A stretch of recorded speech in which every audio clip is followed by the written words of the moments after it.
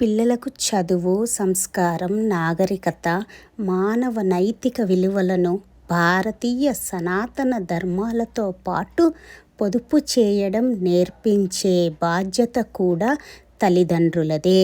ముఖ్యంగా ఆడపిల్లకు పొదుపు చాలా అవసరం. ఎందుకంటే ఇంటికి దీపం ఇల్లాలే కాబట్టి.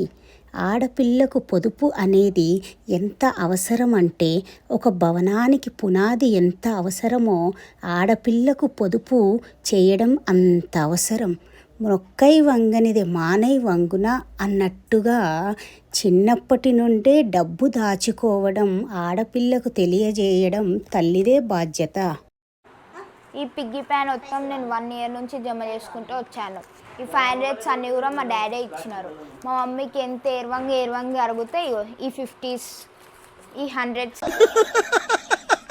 ఈ 100s కూడా ఎప్పుడో ఒకసారి. ఈ 50s, 20s ఇవి రేర్. ఇవి మా మమ్మీ ఇస్తుంది. అప్పుడు ఇప్పుడు మా మమ్మీ ఇస్తుంది 100 రూపీస్. మా తాత 200 రూపీస్ ఇస్తారు నాకు. మా తాత 200 రూపీస్ ఇస్తారు నాకు. మా తాత అంటే అంత ఇష్టం. మా మమ్మీ డాడీ ఇందులోకి పైసలు గోల్ చేస్తారు అని మా తాతను పెట్టుకున్నాను నేను పక్కకు కౌంట్ చేయడానికి.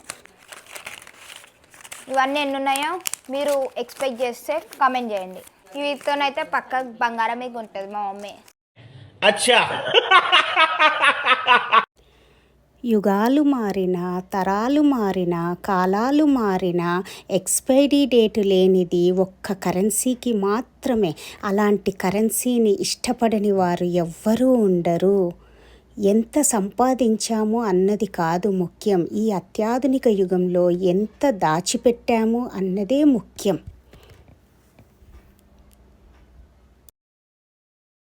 నేను పలగొట్టలేను.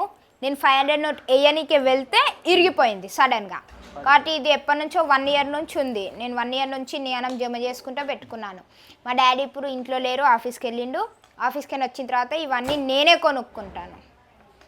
ఇప్పుడు మా మమ్మీ బాధపడుతుంది. ఏమని ఈ 100 రూపీస్ బదులు 500 రూపీస్ ఇస్తే ఇప్పుడు ఎంత సంతోషించేదో.